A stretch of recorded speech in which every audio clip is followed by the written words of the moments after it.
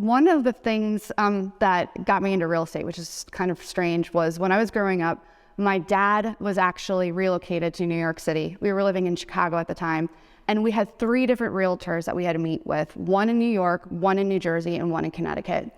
All of them showed us a ton of different towns, but one agent stood out in particular, and the reason why was she took us to go get a sandwich next to the school that I would be going to at the exact time that recess was taking place. So I got to get a feel for the vibe, the feel for the type of community that it was and how I would potentially fit in. And at that point, I remember looking at my parents and saying, this is where I want to go to school.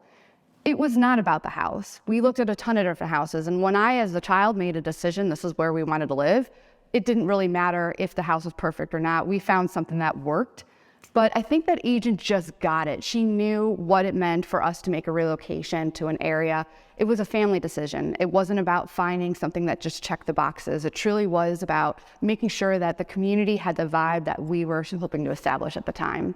So at that point, I thought, that is what real estate is about. It's about connecting people in a way that is not necessarily just showcasing a bunch of houses or telling people why I am the best person to be your community advocate. It's just putting you in a place for you to make the best decisions for your family.